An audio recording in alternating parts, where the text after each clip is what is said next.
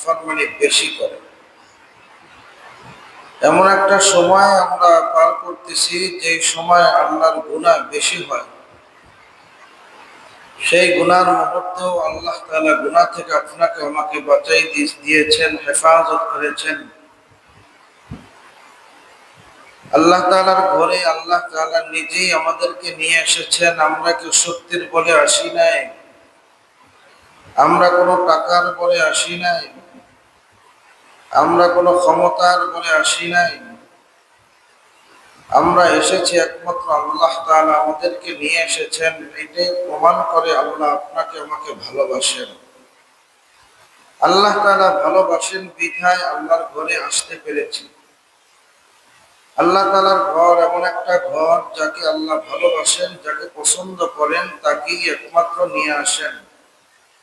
তাকেই একমাত্র আল্লাহ তাআলা আল্লাহর ইবাদত বন্দেগী, ভালো কাজ, নেক কাজ করার তৌফিক সুযোগ দেন।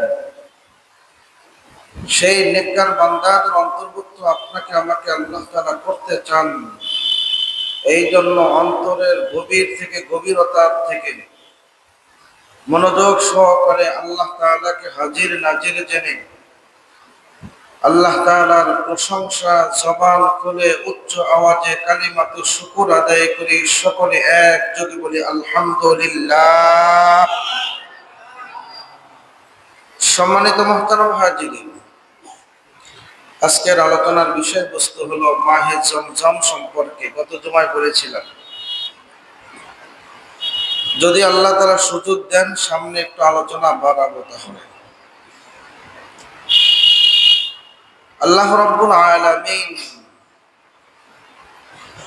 এমন বয়সে একজন সন্তান দিয়েছিলেন ইব্রাহিম আলাইহিস সালাতু ওয়াস সালামকে, যেই বয়সে সন্তান হওয়ার কোনো সুযোগ থাকে না,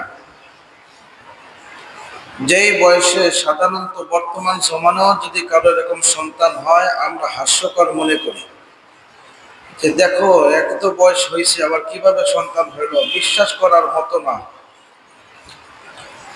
স্ত্রী হাজেরা আলাইহিস সালাতু ওয়াস সালামের বয়স, তারও বয়স প্রায় 70-এর উপরে। ইব্রাহিম আলাইহিস সালাতু ওয়াস সালামের বয়স 86 থেকে 90-এর ভিতরে। কোন বর্ণনায় পাওয়া যায় 90-এর উপরেও ছিল। তো এই বয়সের সন্তান পৃথিবীতে হওয়ার কোনো সুযোগ থাকে না। কিন্তু ইব্রাহিম আলাইহিস সালাতু ওয়াস সালামের বয়স যখন